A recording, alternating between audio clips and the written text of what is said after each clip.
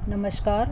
आज के व्याख्यान में हम द्वितीय वर्ष कला के द्वितीय प्रश्न पत्र नाटक एवं एकांकी के अंतर्गत नाटक और एकांकी में अंतर तथा अभिनयशीलता एवं रंगमंच का एकांकी के लिए क्या महत्व है, आज हम इस विषय पर चर्चा करेंगे। नाटक और एकांकी दोनों दृश्य काव्य माने जाते हैं और अभिनय के साथ ही ये दोनों एक ही विधा के दो रूप हैं। फिर नाट्य साहित्य में इनका अलग महत्व है। एकांकी नाटक का ही एक विशेष रूप है। कलेवर की दृष्टि से तो यह नाटक से छोटा होता है, साथ ही इन दोनों में कुछ और भी अंतर दिखाई देता है। एकांकी और नाटक के भेद को जानने के लिए एकांकी के लिए आवश्यक है कि इन दोनों में जो अंतर है वो यह है कि एकांकी में एक ही अंक होता है, जबकि नाटक और अनेक अंकों पर आधारित नाट्य विधा है। दूसरा, एकांकी में एक ही घटना अथवा कार्य की एकता होती है, जबकि नाटक में एकाधिक कथा, उपकथा, घटना आदि हो सकते हैं। तीसरा, एकांकी में चरित्रों के क्रमिक विकास तथा धीमे विकास की सुविधा नहीं रहती है।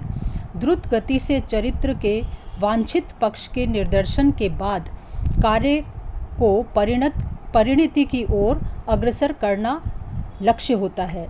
इसके विपरीत नाटक में चरित्रों के जीवन के विविध पक्षों को जीवनानुभव के घात प्रतिघात के आधार पर क्रमशः विकसित किया जाता है। चौथा, एकांकी का कथानक प्रारंभ से ही अपनी परिणति की ओर द्रुत गति से बढ़ता है, जबकि नाटक में विकास क्रिया बहुत धीमी और मंथर होती है। पांचवां, एकांकी में के कथानक में घनत्व और केंद्रीयता का तत्व विद्यमान रहता है, जबकि नाटक में इस दृष्टि से अधिक विस्तार, वैविध्य और फैलाव होता है। छठा, द्वंद्व की दृष्टि से भी एकांकी बहुत गतिशील और एकांतिक प्रभाव संपन्न विधा है। सातवां, एकांकी के कथोपकथन भी नाटक की अपेक्षा अधिक चुस्त, कसावपूर्ण और सूत्रात्मक होते हैं। आठवां, नाटकों के घटना प्रवाह और चारित्रिक विकास में काफ़ी उतार चढ़ाव और वैविध्य संभव है, जबकि एकांकी में ये दोनों तत्व तेज़ दौड़ की तरह अपने गंतव्य की ओर उन्मुख होते हैं।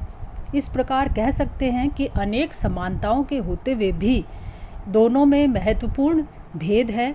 नाटक और एकांकी को अलग अलग तथा स्वतंत्र नाट्य विधाएं स्वीकार किया जा सकता है। अभिनयशीलता नाटक की तरह ही एकांकी का भी एक प्रमुख गुण माना जाता है। अभिनयशीलता का तात्पर्य यह है कि एकांकी में रंगमंच पर प्रस्तुत करने की क्षमता हो, उसमें ऐसे दृश्यों एवं रंग निर्देशों का ध्यान रखा गया हो जिनका कुशलता से अभिनय किया जा सके।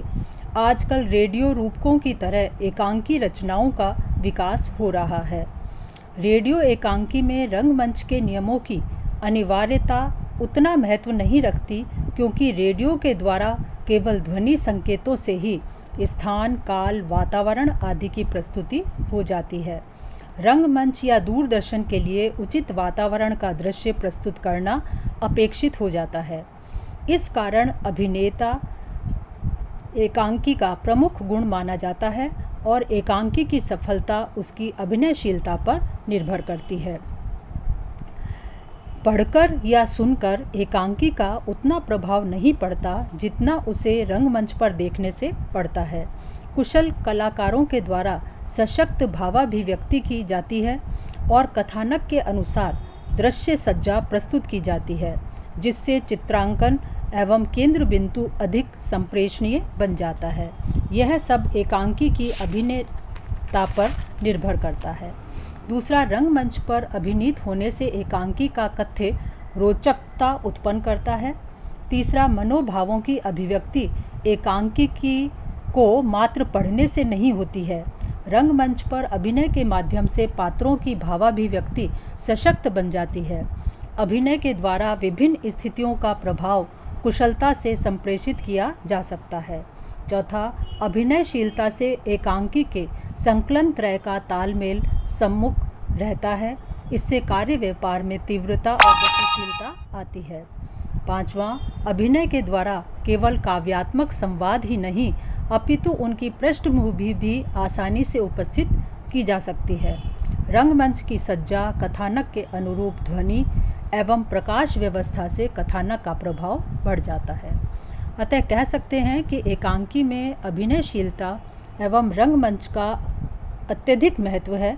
सफल एकांकीकार अपनी रचना में रंगमंचीय निर्देश भी समाविष्ट करते हैं और रंगमंच के नियमों का ध्यान रखते हैं। रेडियो एकांकी में यह कार्य विविध ध्वनियों के संयोजन से किया जा सकता है। धन्यवाद।